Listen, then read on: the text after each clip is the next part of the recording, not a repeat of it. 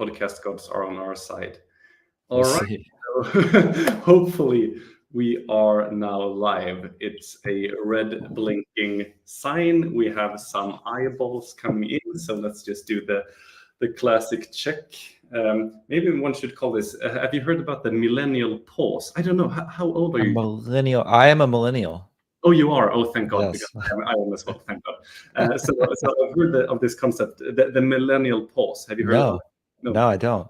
So apparently, it's a thing that I can very much empathize with. That when we start recording ourselves or something, then we do a pause and then we start talking because we're so used to technology being kind of slow. Oh my goodness.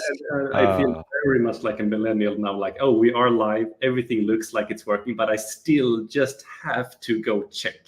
Are we I'm really? Okay, yeah, if I wasn't a millennial before, I am now, because I'm with you here. Exactly. So, I'm just never completely confident that technology is on my side, like even now. But yeah, it does look like we're live. So we would also love to just go to your profile and see that we're streaming there as well as intended. Yes, sir. We seem to be dropping a like. That's patting ourselves on the back somehow. All right. Wow, cool. Yeah.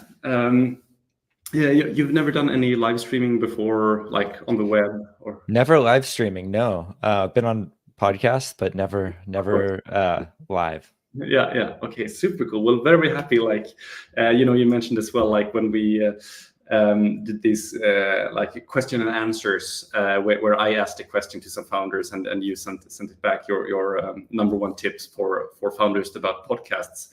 Or starting a podcast, that it was one of your first times doing video in general, if I remember correctly. Yeah, in that style, yeah. Yeah. So that so super fun that we keep like doing. Like, I know you keep bringing me into new territory.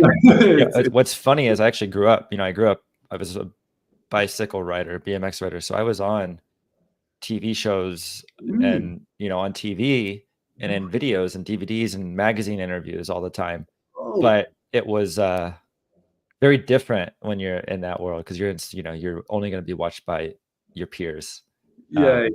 Oh wow. But so I'm used to seeing myself on TV when I was in my young 20s, but I've had about a decade gap since then. So, dude, I mean, I have to Google you. I still don't know. Like on Twitter, you're just George B. That's right. Yeah.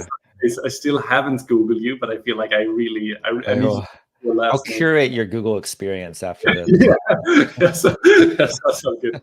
Oh yeah. Oh right. Yeah, I have seen that somewhere. Thank you so much. But yeah, I'll look forward to that curation. I would love to see more. But yeah, to everybody tuning in, I think we got our first comment here. Oh, Damien, so good to see that you're here as well. And so I was just about to say, before going live here, we realized that we were talking a bit about the Pactto team, and George mentioned that he had now especially gotten a chance to connect even more with the founder of Pactto, Damien. So would you mind kind of telling that quick story again, like how you ended up connecting and about what? I thought that was so cool to hear.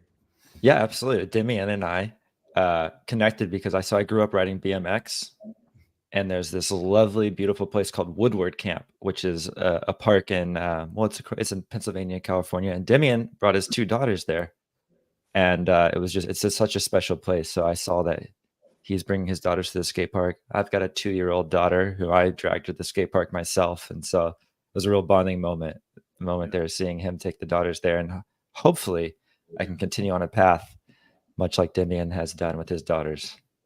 100%. And I just realized that, I mean, if there ever becomes I've made it moment, it would be to bring my 2-year-old son over to LA. We get to go to this park together. Your daughter gets to teach my son how to skateboard, because she will probably have practiced quite a bit. There is a skate park close, but the closest I've become to a skateboarder is like fracturing my thumb.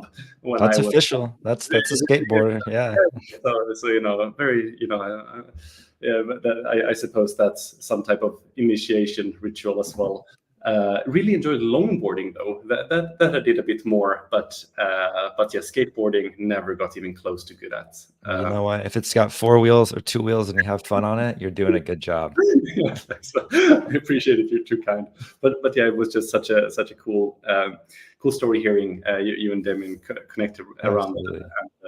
that. Again, tying back to so much about my conversations with Demian about everything, so much of the purpose with Pactto is partly it kind of started from kind of this love and passion for different types of sports and giving feedback there. So when you're surfing and you can film that and you can start giving feedback, and then kind of through evolution of the product and like working on the startup, going more into giving feedback to creatives. And here you are as a sport, like you're a sporty person, but you have been in content for that, and now you do video content, podcasts, and now we have the opportunity here. Like everybody really real synergy type of thing, and it's just so cool. A lot of worlds colliding at the right time, huh? Yeah, it really is. So yeah, so just so cool to have us all together. But so for those of you that are kind of just joining us and might not have seen us here before, my name is Elias, and I work with Pactto on their growth team. It's just been an absolute pleasure working with the team, where we realized that one of the things that I love to do is to give feedback. And that's actually how we met, or how I met the founder of Pactto, Demian, where he kind of saw that I was doing landing page feedback videos, doing this hundreds of times for different founders on the internet for free, just like trying to help other people in the community, sharing the knowledge that I have hopefully picked up on working in startups for the last couple of years, hearing then that Pactto was working on a tool to give feedback in a better way than just sending a video file. I thought it was just so interesting. So for those who haven't tried out Pactto, you can think of it almost like a cross between Loom plus Figma plus ChatGPT. that's Frame.io. Yeah. Oh, that's very true. Yes, sir. So what's really cool about Pactto is that you can use everything from just incredible markup tools, so that you can kind of circle what you're showing off, and you can like do all kinds of things, creating arrows, everything that's helping you to show exactly what you're giving feedback on. You can review different types of files. You can review videos, you can review websites, you can even review 3D objects if you're one of those types of creatives. And one thing that I thought was just so interesting, where my jaw kind of dropped when Demian showed it off, it was that when you're sending feedback and you send a video, even if you do it kind of as it really is a creative process to give feedback. So you look it through, you give it, you like twist it around, and you're like, okay, now I actually want to come back to this part, and like, so what like my thoughts kind of are created in the moment. What can be really tough then is just sending over such a video to someone, because you just created a bunch of work for them to decode that. You start here, this, that, what should I do? Oh, wait, no, he just mentioned this again. No, actually do this instead. It's a lot of post-production, if you will, to go from a video of feedback to actually, what was the themes here. And for you to do it yourself, lots of work. For the person to get just a video, lots of work. But what's so cool about Pactto is that once you've recorded something, they kind of get the transcript from your feedback, and you can prompt that very much like ChatGPT. You can say, hey, create an action list from what I just said. And it creates an action list in text that you can send over together with your video. You can even say, hey, create a blog post, create a tweet from this. That's something that I did hundreds of times. I wanted to tweet that, like, I've just given feedback to this great founder. Here's like the main themes of cool. What's important to change. And instead of me working like either, I was like, did something very fast. Oh, this was kind of the theme, not like doing a great job of it, or it took me so much time. But now it's great. It takes a second because AI does it, because I've already said it. Why should I have to do it again? I just want to do the creative process. And so that's kind of the big idea with Pactto. You can try it for free. You can record these Pactto feedback videos up to 10 minutes for free. And again, so much cool to explore here. But with that said, we do also have a absolutely fantastic guest with us here today, and that is George. And through the magic of the internet, George and I have become close friends, I would say, at least from my end. I would agree. Yeah. But and we just today realized that George, you are now in Texas, you said. Yes, I'm in Texas. I'm a Texas resident, a new one. Yeah, but yeah.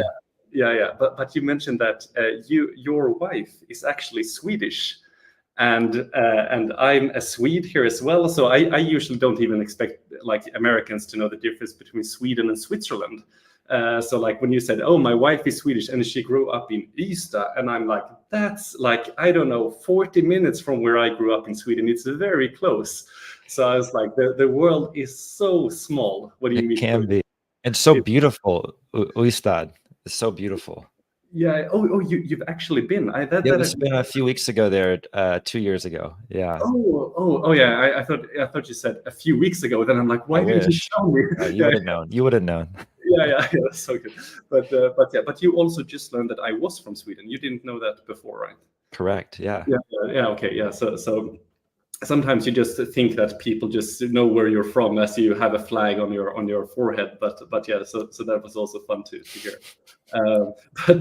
But either way, so cool to have you here, George. And of course, we have a little bit of background that I would love to go through, like how you ended up in this space of podcasts. Like, can you share with us a bit about your background, how you ended up in this space, and please go as far back as your own personal experience. Again, for those who have kind of just joined with the sport, skating, like mountain biking, everything. It's so cool to get the whole story. Yeah, I will. So I'll go way back. So I came into the world of video editing through riding BMX. So BMX, as many know, is doing tricks on the bike. And when you're 12 years old, it's really fun to do a trick and then watch yourself do it. So naturally, we used our parents' cameras. We'd film ourselves, see how high we got. And as you progress through riding, those videos progressed with us. And I was fortunate to grow up in a city where there was a bunch of professional riders. And so by the time I was 16, 17, some of my friends had become pros. And when I would film, it no longer was for us to look at, but it was to share with a bigger audience for a big bike company, for them to show these guys riding or on a trip. And as our writing progressed, our videos progressed, and far enough into that timeline, I was fortunate to become a pro myself. And I would be someone who would be a writer and a filmer. So we'd go on these big trips with like 6 writers. I would film everything. The trip would end. I'd go home, make a video, turn that into a DVD. Yeah, DVD. It was that long ago. And we'd sell it, use that money to go on the next trip. And that was a cycle that lasted for about 5 years. And my sister was living in LA at the time. I took a trip to LA. I was like, I make videos. I'm in LA. Let's get on Craigslist. See if I can find a one-day job while I'm here for 2 weeks. Nothing hit. I go to the airport. I'm flying home that day.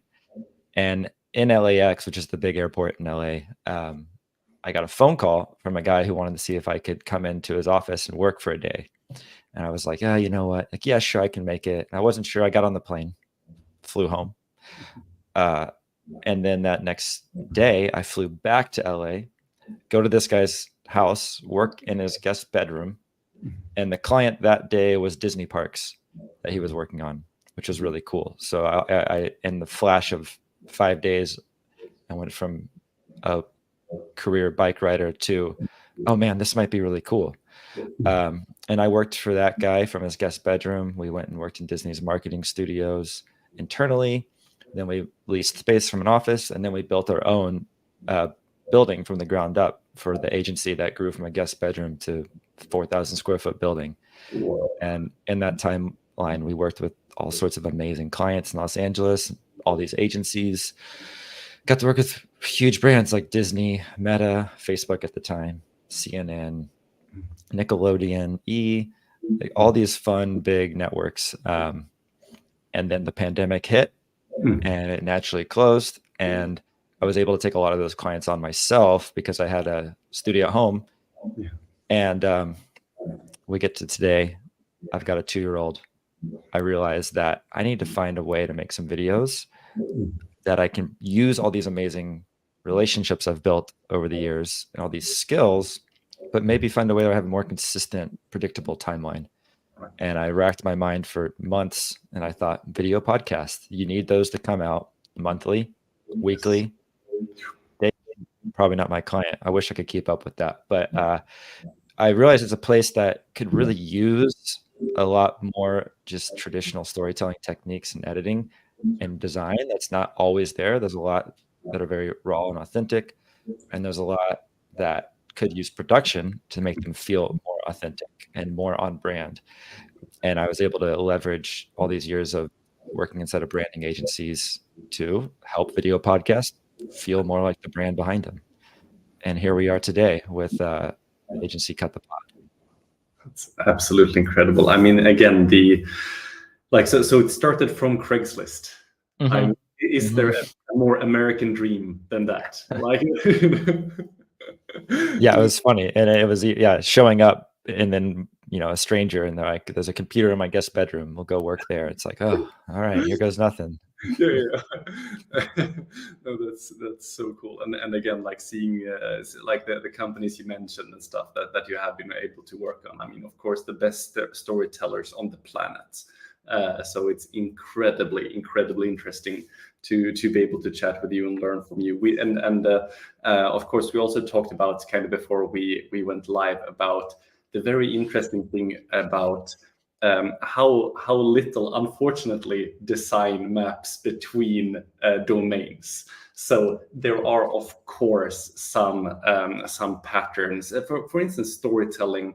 There are, of course, kind of like almost the laws of physics, the laws of storytelling.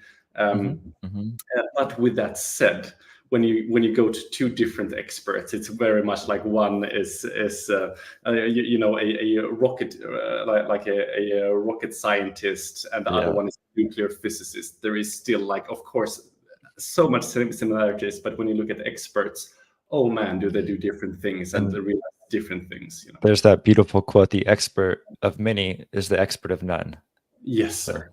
Yeah, 100%. And yeah, it really feels like the case. And so when you mentioned as well, where we might kind of go later into this session, where we get the chance to talk about some open questions you still have, where you're like, let's attack this like from different perspectives and see what we both think. That's going to be very interesting with my own background, coming more from startups and like communicating products and stuff like this, while you even more from video storytelling, true storytelling, rather than just like, hey, how do we tell the story about how this product fits in your life and stuff like that.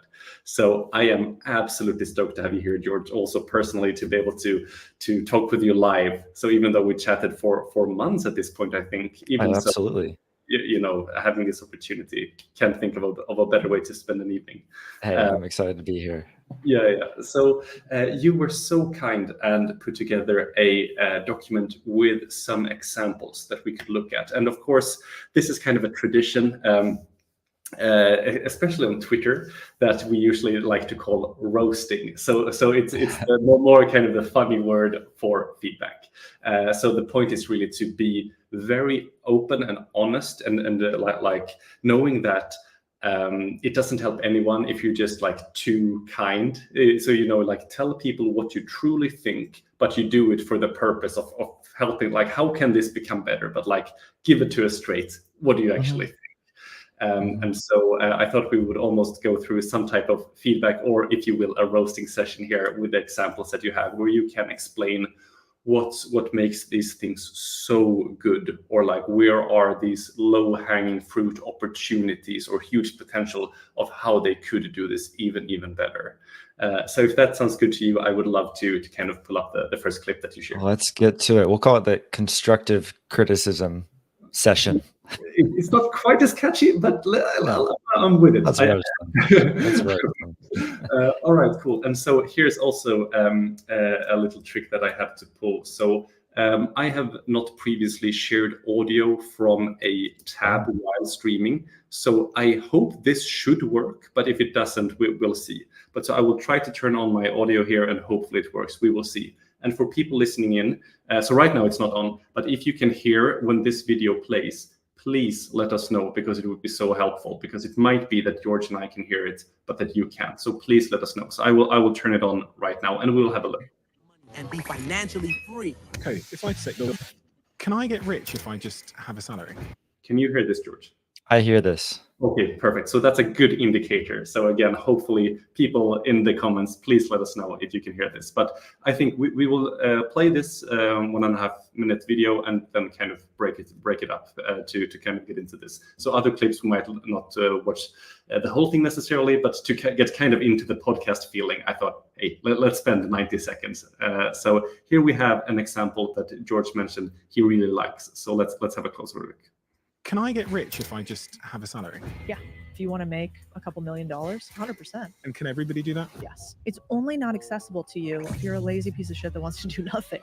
None of this is rocket science. What do you do? So start with... Cody Sanchez has taken her experience from Wall Street to become a multimillionaire, investor, and business owner. And now teaches millions of people how to make money and be financially free. Cody, if I set you the challenge of building your wealth from scratch in 2024, what do you do? Okay, step one, you get with the biggest, baddest guy or gal you can find who's already successful, and you do everything possible to provide value to them. And by the way, it sucks.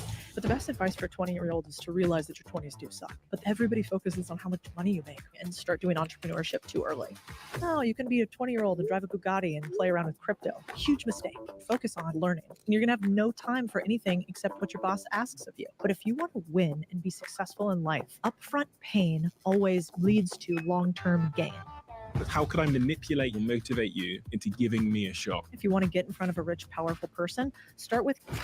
Where'd you go from there? Make as much money as humanly possible from your salary and invest in other side deals, such as what I call gateway drug businesses. The business so simple that you can run it even if you've never run a business before. But how can I buy a business? I'm going to have to wait till I'm rich. Well, there's actually way more opportunity than anybody realizes, because there's 3 ways to buy a business. One is... Wow. That's an impressive one. No. That's a very impressive one. Please walk us through it. What goes through your mind when you see I will say right off the bat, like we're blurring the lines of podcast and just pure on like movie trailer at this point. But you know, my favorite thing about this is the way the very first moments it starts, you can tell it's going to be a little different. Like, you know, we're so used to seeing that split screen right down the middle. Right. This little split screen is actually moving, which is the first thing that catches my eye that tells you like, oh, something's about to be a little different. You know, it's just something you never see, and it's a challenge you always have in video editing. Is like, how do you split these dang screens up? Right. But I mean, like, just to zoom out, look at this thing. This is big budget. This is long timeline in post.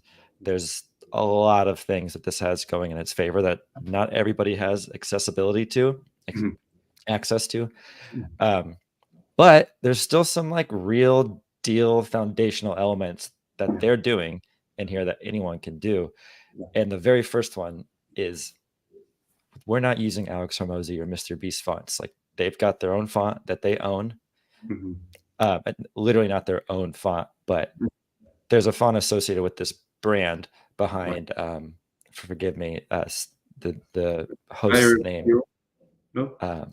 Yeah, so he's got his own font, his own brand, and the podcast embodies that. The dynamicness of our captions throughout is so impressive. They come on different ways. You know, if you get bored during this preview, you're you're just half asleep, or you're just simply not interested, or you don't like somebody. But they never give you the opportunity to tune out for half a second. There's always a change. There's always a new transition. And there's so much happening. Yeah. Yet they manage to stay within their own little universe the entire time. Like they've really got a look and a feel that they stay in the ballpark. Yeah. And they stick to their rules that they've created. So what, to zoom out from all that rambling and say, what are the foundations you could store from this for any podcast that you're working on, is know what your brand looks like and feels like, know what their colors are, know what their fonts are, and stick to it. And how do they act? How do they move? Stay true to the brand and don't fall into the tropes of the hottest trends or styles right now. Because your brand is always the way to go. 100%. And I mean, I think like now, it's really interesting with like actually seeing it kind of without sound. It looks insane. Like in the sense of like, there is so much happening, and that makes it so impressive that when you're watching it, you could take it all in. But when you just see this happening and we're just like having a conversation, it's just like boom, boom, boom, boom. Like it's, I mean, so like, but so that they can like do so much, but still get simple ideas across. Like put anything else at this speed. It really comes back to something that I talk so much about when it comes to landing pages, and that is like, use simple language, use simple like visuals, so that they can still be incredibly impressive and diverse and all this stuff, but at the core of it, it's simple. If you want to make money, it's not like it's like, you see my point. Absolutely. And that is, it's if you want to make money. And then what do they close with? Like, my top 3 business ideas are 1, we're out. So exactly the right. way they end it and the way they open it, highly intentional and simple. 100%. Exactly. It feels like, of course, it's very much like, a young child could understand what they're talking about. They're not like, the compound interest of the inflation of you're just like, most people would just tune out, but rather like they are talking about stuff that even experts are super interested in. And of course, experts tend to be also very impatient and want it told to you simple and stuff. But like they're keeping it that. And I mean, there are just so many things with everything from the colors and like how the colors match storytelling. One thing that I thought a lot about here was how they go from red to green, problem solution. Wow. Go from like this anticipation release, like again and again and again. Like within these 90 seconds, they probably had 12 of these ups, downs, and you're like, whoa, little pockets of story. Yeah. Mm-hmm. Right. Absolutely. And then of course the cliffhangers. I think she had something here. The most important thing is whoop, stop, and then they cut to the next thing, and then of course the big cliffhanger at the end. But like, I mean, if you were to list the number of storytelling devices here, where do you think we would end up? Like 20? It's double digit. It's double digit. Yeah. Exactly. Right. Meanwhile, it's still simple.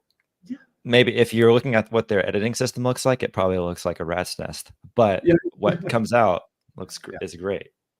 And it's another thing that I love so much is all the B-roll is original, which is really hard to accomplish. Like, not if you, I don't know about you, Elias, but myself, it would be hard to drum up all this awesome B-roll of ourselves. But when you have that at your disposal, and then you use it in a really intentional, awesome way that they do here is really special.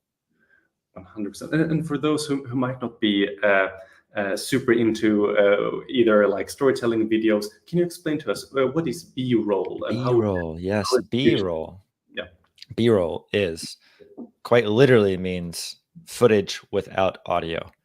Mm-hmm. What does that mean when we're actually looking at the screen? It's not our podcast hosts or guests speaking, Yeah. but it's the video footage we see when they are not speaking. Yes. So this is technically B-roll that's being hosted inside of our phone here. Yeah. This is not B-roll here. This is it called A-roll, or is It it? is called A-roll, but you're only but- going to see that in a textbook or Yeah. I mean no harm when I say this, but someone who's been around a while is going to use A-roll. Yeah. Fresh out of school or been there for a while, you use those terms. But Yeah. really, really great use of footage. Yeah. Because so often we see, because not everyone has it at their disposal, like hot movie clips, Yeah. I Am Legend stuff, and then there's no shots against that because not all of us has lived these awesome lives with cameras around us all the time.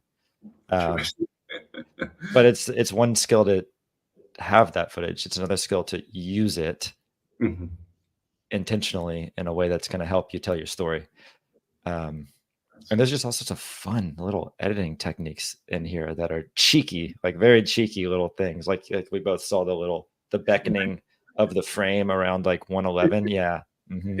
Exactly right. It's That's just, special.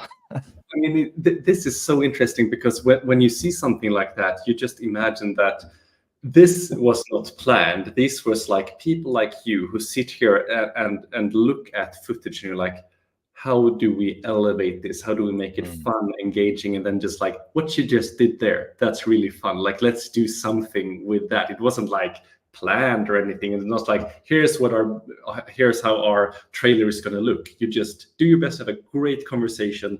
And then you're like, what can we do? Or is that right? Or That's right. No, I mean, it's like, I always think you kind of build your universe, if you will.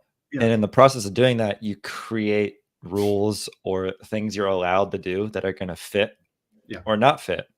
Yeah. And if we watched a normal podcast where there was no big sexy jumps and swishes and pops, and then all of a sudden you saw that, you'd be like, okay. But they created an environment in which that feels really nice and fitting, which is a skill on its own. But yeah, honestly, what probably happened from the editor's perspective is they were working on this thing and they had watched it a ton of times. They've been sitting with it and you just know it so well. Yeah. It's like an extension of your brain at a certain point when you're on the same thing. And someone thought, ooh, I bet they were at home away from the computer when they got that idea. Yeah. They're like, I'm gonna write this down. Yeah. Go ahead and try it.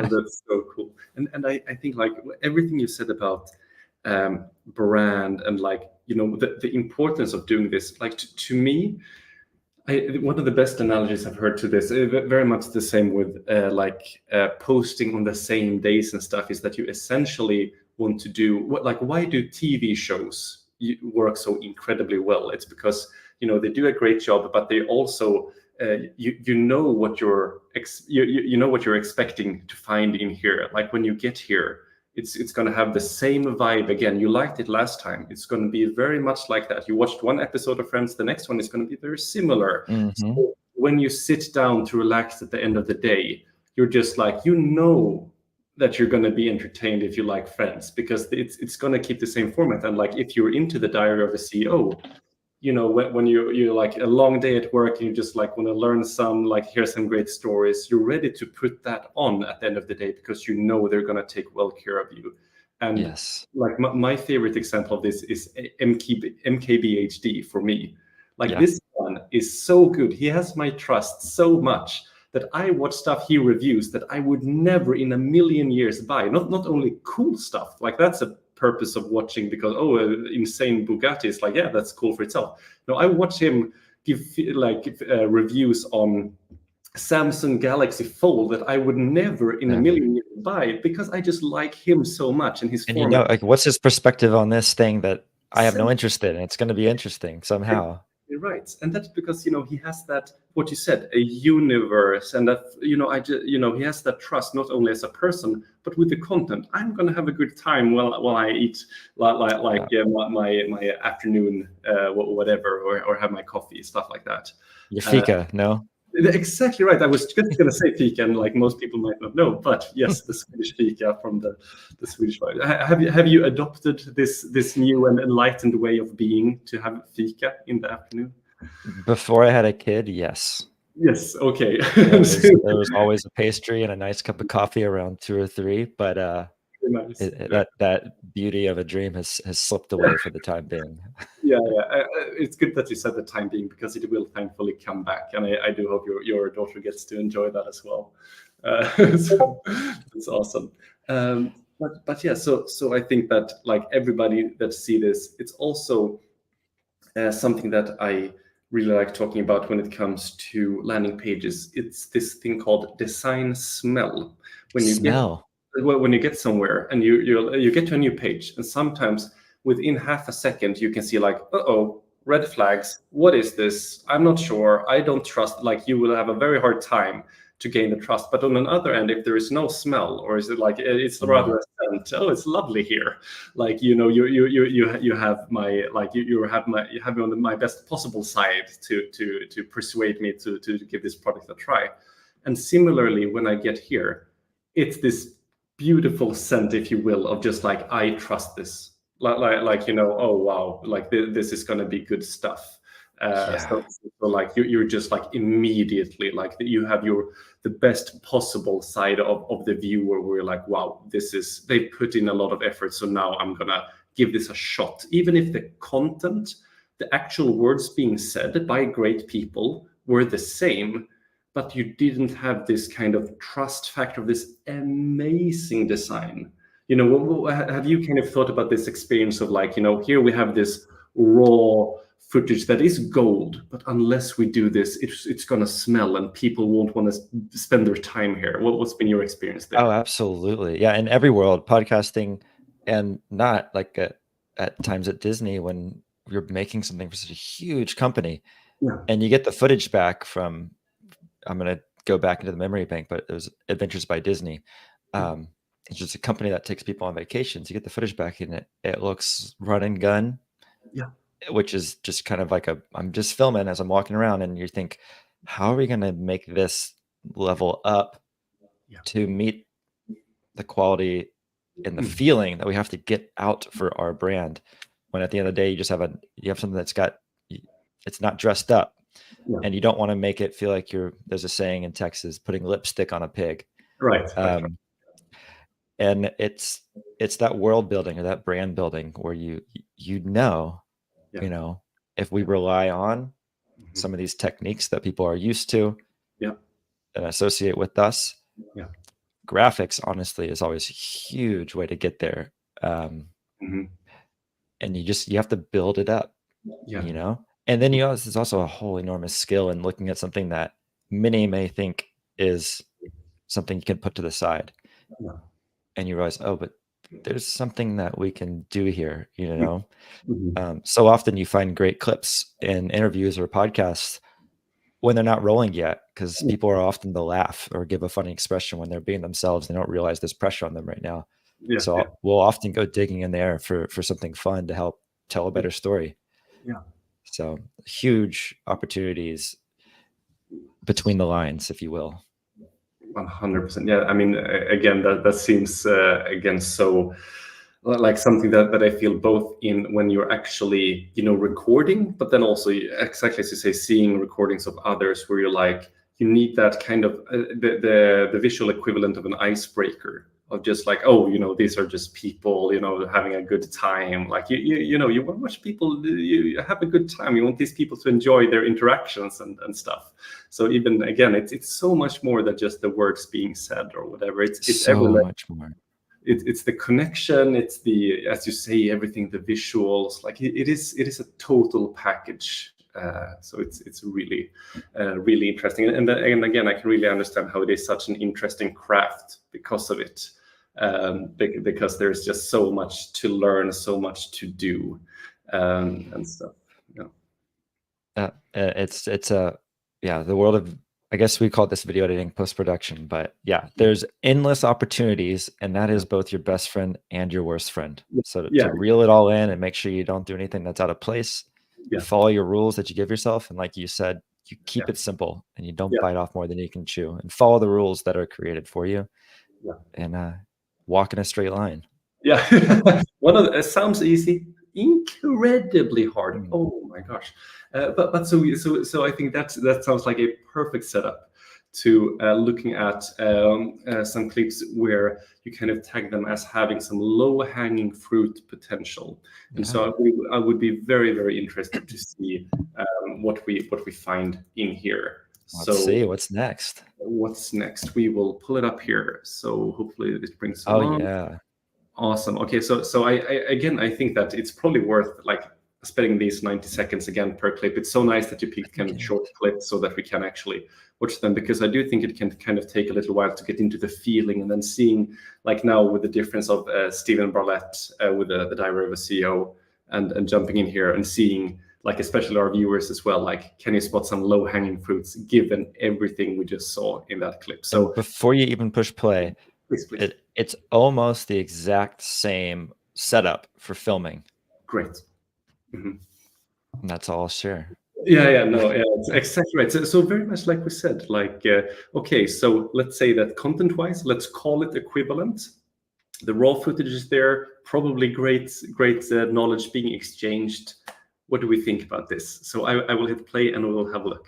All right, 3, 2, 1, let's go. How much are you mining per month right now?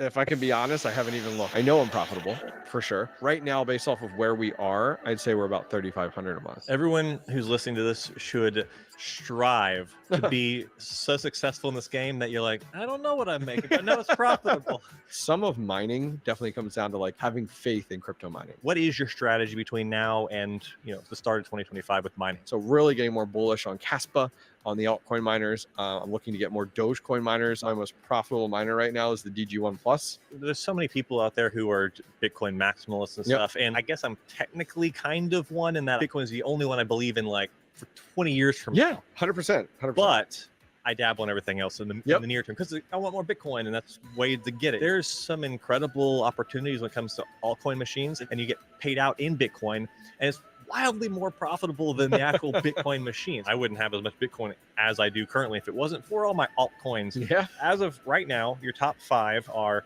Bitcoin, Caspa, Dogecoin as number 3. We gotta talk about that. Flux and Solana. Yep. There's a lot to talk about, folks, here. So I hope you got time because there's a lot. Is GPU mining dying? 100%. 100%. I don't even have my GPU miners on right now. Don't tell my audience, but no, I mean, all my GPU... Who are definitely not watching right now. That's right. All my GPU miners are off. GPU mining does make sense, but it doesn't make sense. Yeah. Funny. Look at this guy. All right. Very So, nice. Now, I'm curious, I don't want to put you on the spot just right now, but a couple things to say, fresh watch. Like, I can see immediately the opportunity from an editing perspective, what we can borrow from the last one into this one, because essentially we're doing the same thing. We've got 2 speakers and we're going through our highlights. And if we hadn't just watched that last one, and there's a little bit of like, there's some lingo in here that goes way over my head, but we would still watch this minus the lingo if the editing was in the driver's seat.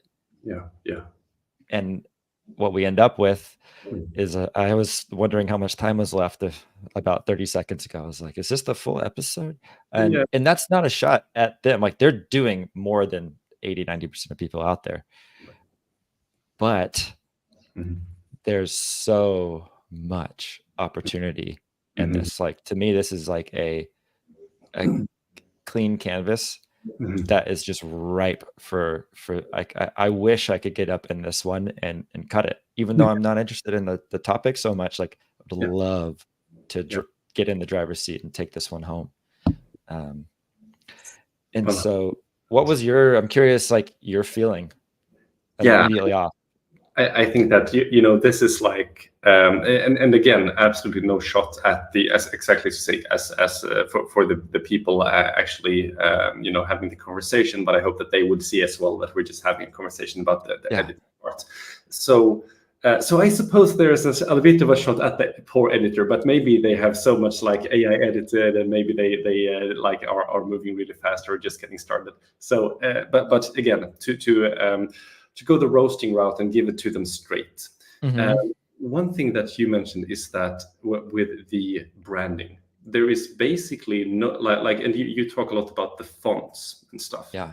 This looks like the most basic, one like subtitles 101. This is what you add essentially. So here, and that neon green. Yeah, exactly. It's one thing. Okay, that's nice, but and it doesn't switch where it is. It's in the exact same spot throughout the whole thing. Well, the other one, as you mentioned, was dynamic and sometimes came at you at different ways. There is no B-roll at all. Yeah. So unless you are very engaged at looking at these faces, like if they could have like, for instance, this when they talk about these different coins, Bitcoin, boom, and Dogecoin. Oh yeah, so much opportunity there. And again, like another hard part is like, what's their timeline between episodes? Like all that can bring in so many possibilities. And then a huge one that I always think is like, if you're a host of a podcast or you're producing a podcast, like the best thing you can do for yourself is have a backlog so that what you record this week does not need to air next week. So that then you can spend 3 weeks creating this awesome trailer by the time it comes out, and you can be on cut 4 instead of trying to just rush something out the door so that you have an episode for next week.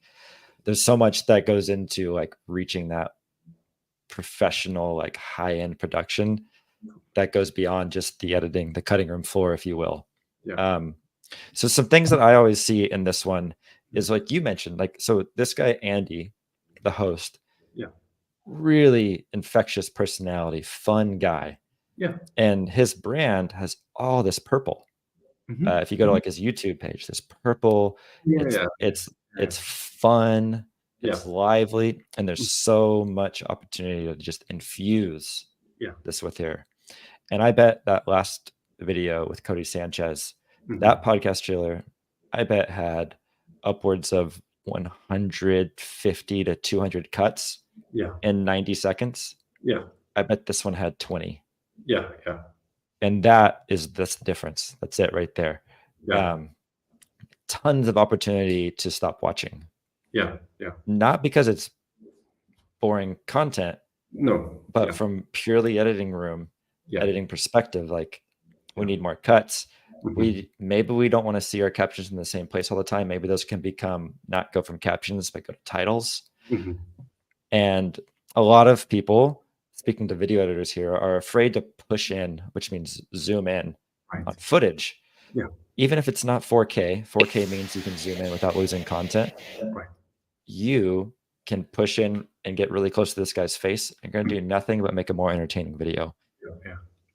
And a lot of people are afraid of that because you're technically losing quality. You might be losing video quality in a textbook, but from a storytelling perspective, you're gaining storytelling quality. And then another one, I know we're looking at this paused right now, and we can see exactly where to watch it. It's competing right now, like with what I'm doing. Yes, I can pause it, watch it, and now I know exactly where to go. It's huge. It's important that they did that. If, for me, this would become an end graphic call to action, telling me where to watch. Maybe we leave on a cliffhanger at the very end. There's some great opportunities for some cliffhangers. And then at the end, instead of just stopping, like it just stops on the frame. That's tough. And you don't have to sell someone something at the end of a call to action, at the end of the video with a call to action. Just like if someone made it to the end of this, they're super interested in what we're talking about. Oh, that's such a good way to put it. If you're here, then you care. If you're here, you care. Yeah. And those are the people that are going to take the next step. And so you just want to make it easy for them. Because I think what actually happens here is I think this falls off by the end. Which leaves us at the end with a freeze frame. And I'd love to know. I mean, I know I can go look at the Twitter profile, click and figure out where the YouTube podcast is. Every one of those steps is an opportunity for me as a viewer to say, never mind, or to get a text or to get a notification. And if you can just make that as easy as possible for anyone watching who's stuck through 90 seconds, just make it easy. Give them the next step. Tell them what to do. And I think some people get afraid of calls to action because they think they're salesy. but you're just helping someone who's trying to hang out with you longer. Exactly right.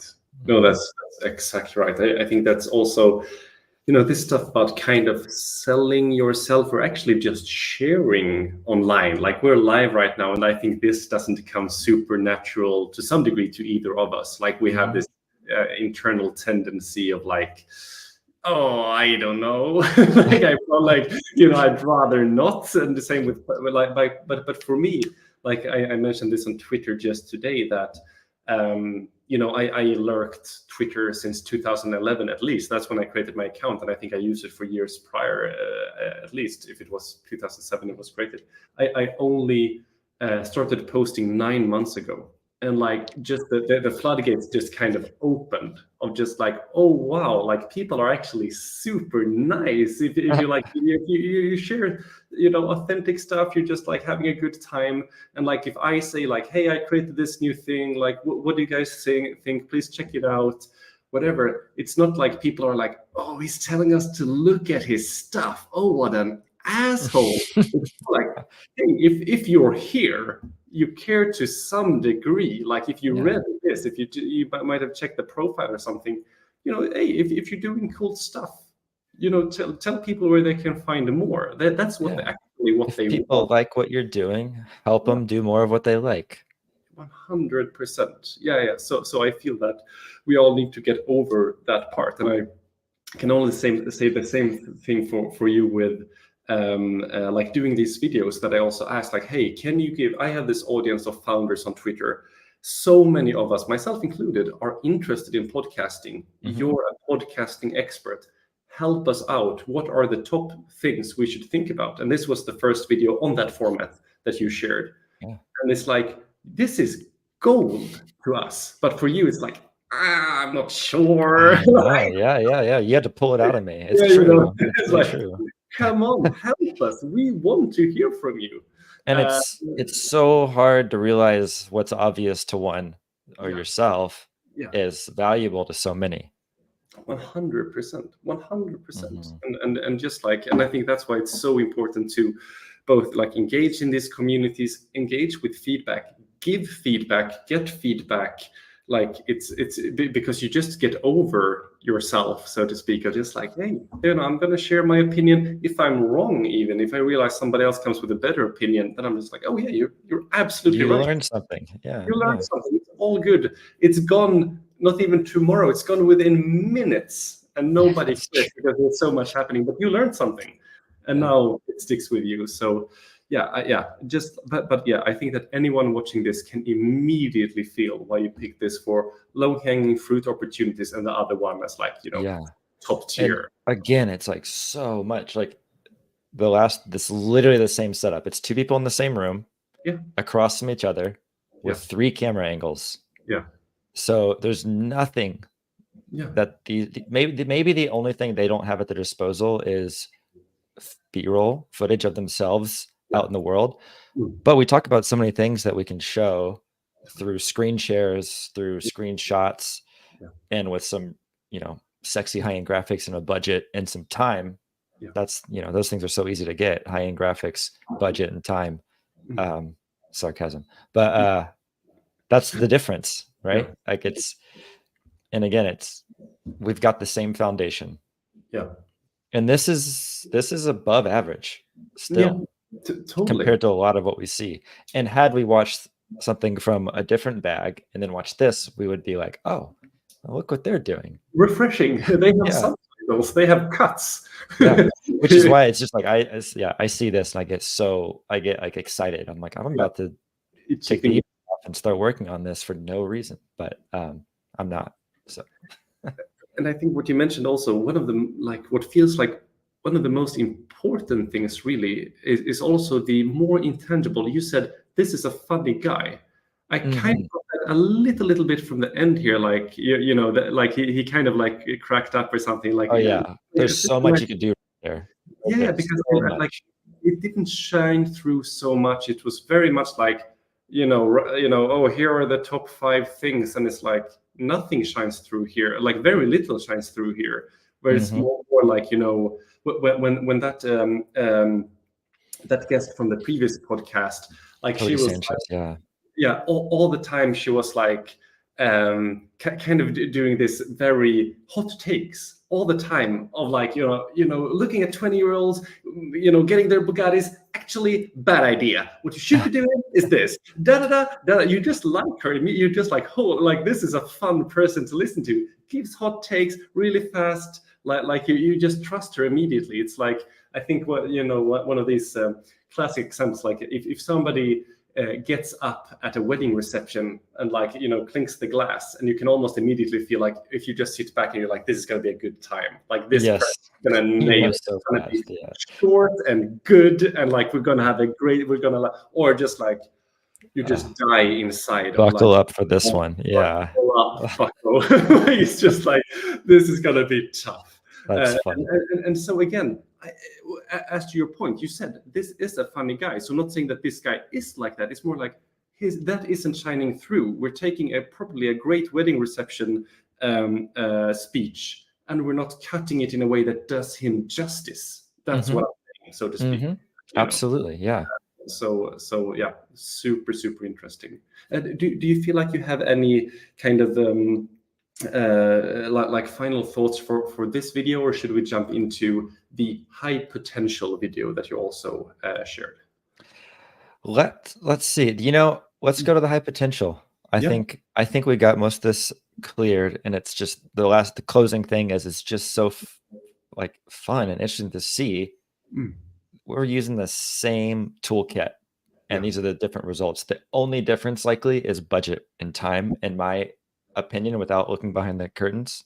Yeah, someone had more time, more budget, and obviously with that budget comes things like multiple team members and a more experienced post-production team or person, and that's it.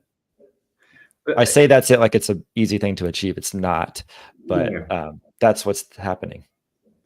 What I just realized as well is that it is a really, like, looking at these two things side by side as well, it's like one of the best arguments I've seen for the importance and value of just like getting somebody to help you out with the post-production, because you're already incurring all these costs. Like you're doing the same thing in like everything that's happening here. You're booking this guest, you have the setup, you have these great mics, you have all these costs, and like working on everything, you're learning everything. Oh my God, so many hours, so much work for everyone involved, and then kind of dropping the ball at the last point because you're like, oh, this will probably be enough. Like this will be what it is. And then it's like, well, actually, when it comes to like especially trailers, that was something I wanted to talk about as well briefly, was that this difference between a trailer and the actual content. It's so interesting that when you actually put on Joe Rogan or when you put on Lex Friedman, like Lex Friedman, I think he dropped like an 8 hour or 9 hours episode. So not just one.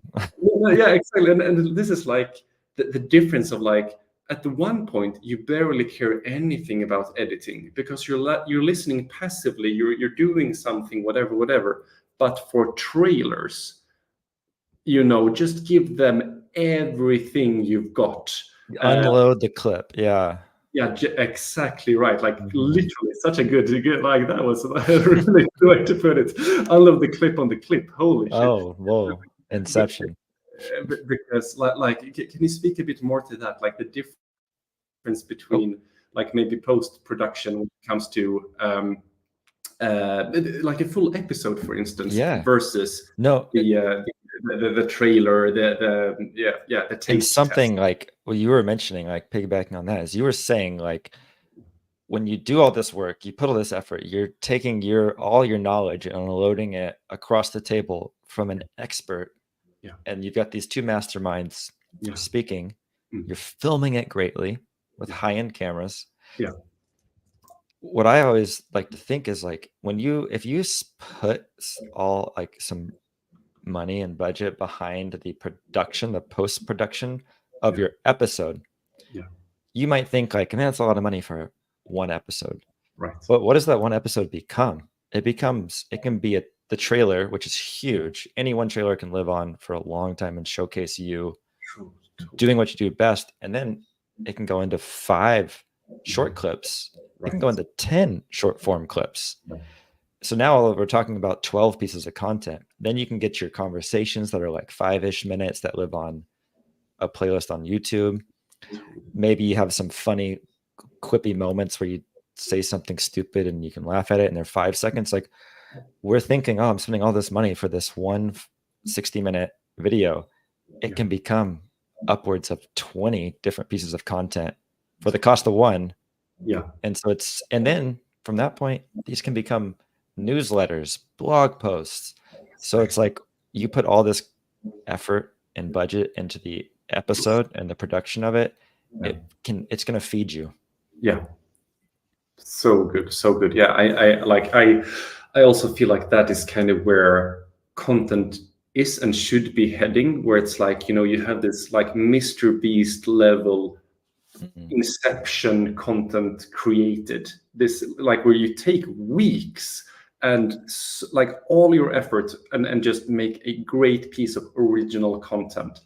And then, as you say, you can feed the machine. That can become text posts, that can become clips, that can become everything. And not even to mention the importance of making that first impression, so that you're like, you laugh at the preview of Friends once, you're like, okay, I'm gonna catch this show, or like, oh, yes. I know, right? Like that's gonna be cool. So yeah, it's just so important. And then when you actually like have the rest of it, when you're like, you have buy-in from me. Then I can have this on, while I'm doing the dishes and I'm watching from afar. Then you don't have to do 120 clips in 90 seconds, so to speak. Yes. But you get them there through that. Yeah.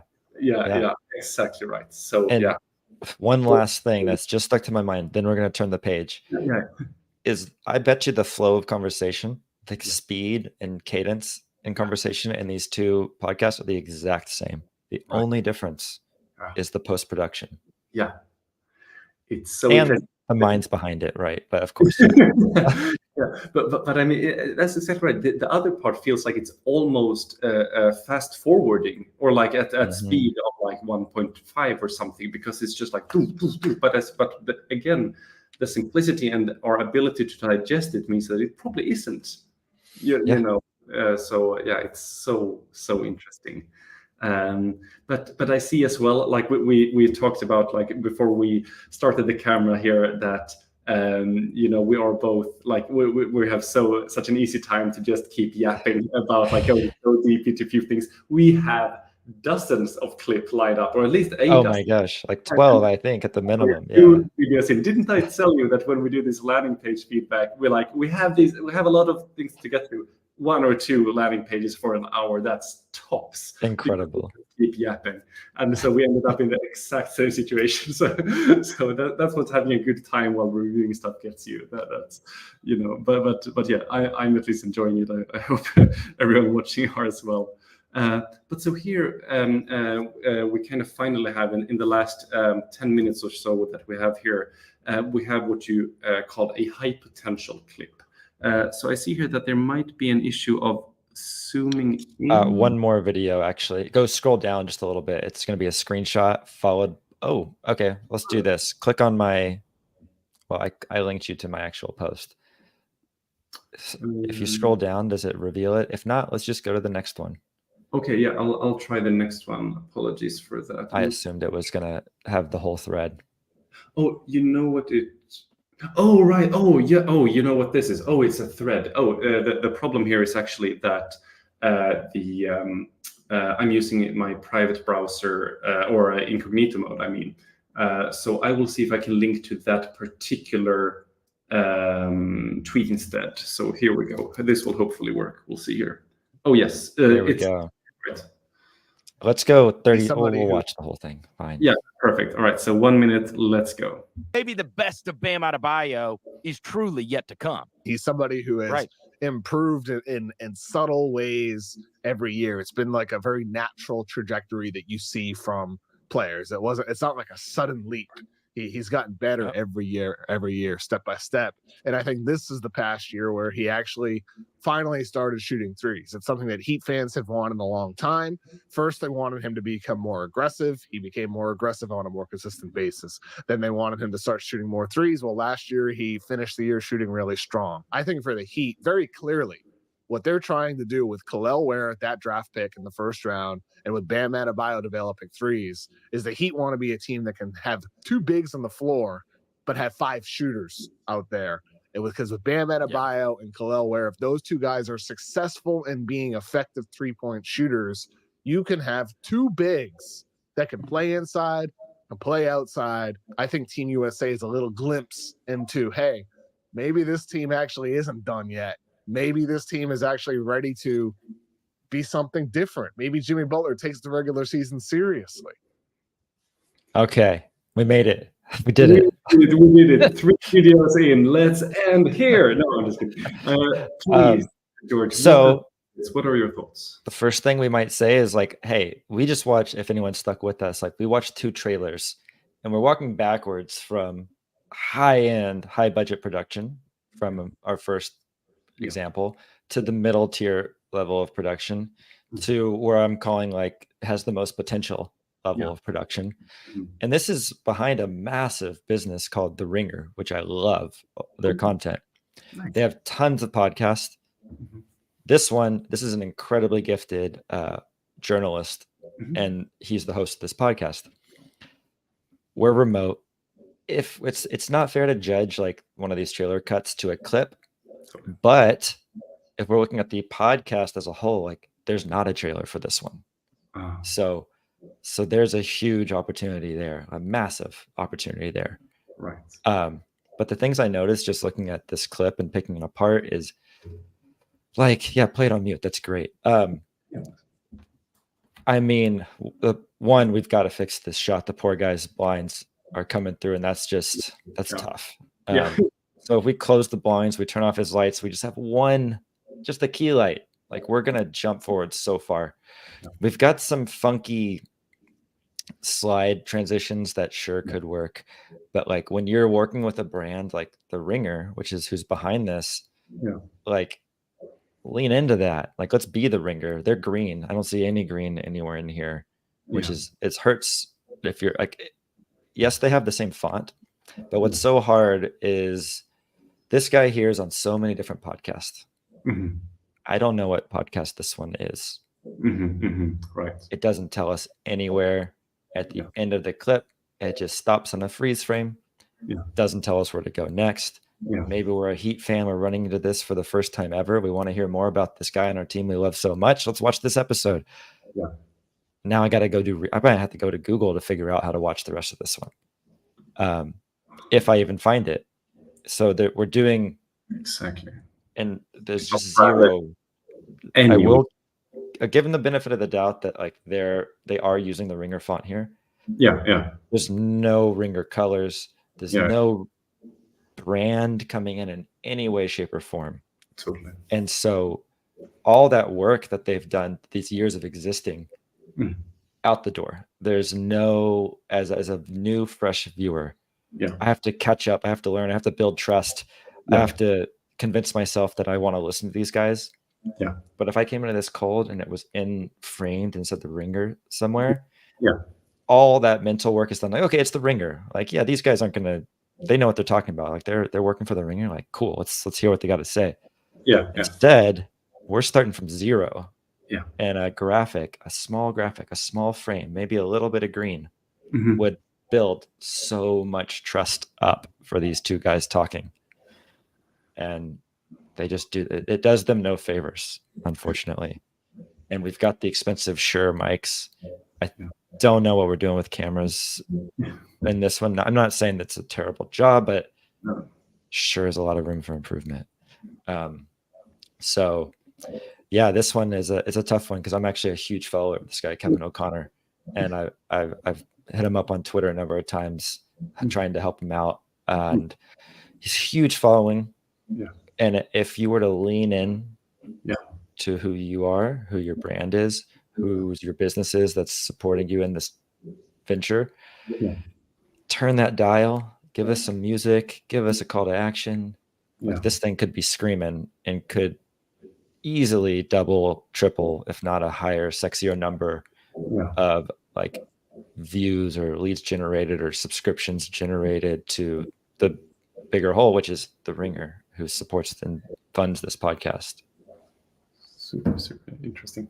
I mean, it's so funny that you mentioned this, because the whole time I was watching this, I was like, who are these two dudes like sitting at home? I had no idea they were behind the brand. Like I this was just like two dudes almost doing a TikTok live and then doing some type of Windows Movie Maker like transitions. Like it's just like, you know, I had no idea. So like it hits so hard where you're like, you know, if this is their like what they are, like world-class experts at, if they brand themselves, if they would have branded themselves as clearly as Stephen Bartlett did with A Diary of a CEO, I feel like I would, of course, have immediate respect and realize that I should be watching this because these are experts rather than two random dudes sitting at home. And if I ever do find a true interest in basketball, like I enjoy it as a regular person, but I didn't know who these guys are, then I would be like, oh, well, didn't I know someone who's like, does a podcast about this stuff when you want to get into it? Yeah. But now they will be forgotten forever because there were just two dudes talking about basketball. Yes. With jank transitions. You know? The only people who are on board with this are like just neck deep followers of basketball and these two guys. Exactly right. And there's no onboarding for the like casuals who might be aware of the Ringer, or might be aware of Kevin O'Connor. Everyone's probably who's like a true fan has heard of the Ringer. You've heard of Kevin O'Connor, this guy we're seeing here. Yeah. But they start from zero at the beginning of this clip in terms of trust and authority, despite owning so much trust and authority in the space of basketball. Truly. Yeah. And it just takes some green and some graphics to associate us with who we are. And suddenly you're starting off at 20 instead of 0. Yeah. And that's tough. And like you said, the Windows Movie Maker transitions, they take a couple steps backwards for us, whereas a clean cut with nothing there is going to get you a lot further than that. But hey, that's exactly right. Exactly my thinking. Well, I mean, just so cool. And I'm so happy that we at least got through. We said here, like we had a dozen clips we could kind of go through as a loop to go through them all. Here we are. We went through one loop of 3 clips. We had a great example. We had a low-hanging fruit example. And then we had a high potential example. So we got that far at least. I'm very happy we did that. And so I also told you, George, when if we do end up in a situation where we have so much more to talk about, rather than doing a 3-hour stream once, let's do 3-hour-long streams and let's do it again instead. So if you were up for it, I would love to do it again. I would love it. I'd be honored. Okay, fantastic. Maybe we'll get through the list in 3 tries. We'll see. I doubt it. There's a lot of stuff in here. But again, I just want to say to anyone watching, please make sure to, if you're interested in this, if what George mentioned here resonates with you, if you are like me, incredibly impressed with both his experience, but also such a nice and wonderful guy that he is, a person that you just know you want to work with, then please do check out Cut the Pod.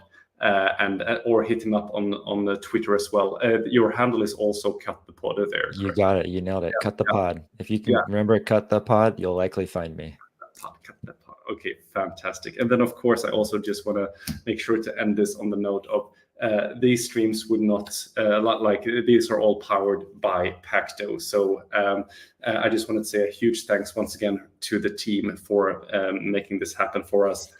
Both George and I are Pactto users, and it's just an absolute pleasure to work with the whole team, seeing Demian and everyone there giving it their all to help us all give better feedback, receiving better feedback, and just creating better things out there in the world.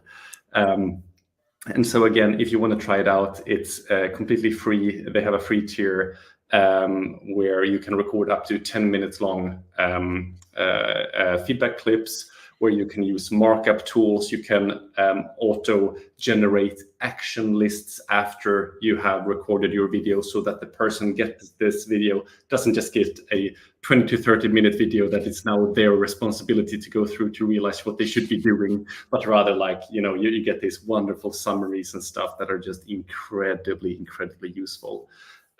So with that, thank you so much to everybody who tuned in. George, thank you so much, my friend. I'm so happy that you joined us today. I can't thank you Yes, enough. it was a pleasure. I'm looking forward to the next one, and thank you for taking your time. I can see it's gotten dark where you are since we started. So you mentioned this like unfortunate, like the light coming through, and I'm like, here I am in the absolute darkness of like an evening in Sweden, and I'm like, I'm trying to turn up the light of my browser so that it would like. There's a safe space. There's no roasting of one another right now. Oh, thank God. Okay, we're looking forward to get roasted by other roasters soon enough. But again, thank you so much, everyone, for tuning in. Thank you, Cheers. George. Yeah. Thank you so much. Yeah, we'll catch you again soon. Take care, everyone. Cheers.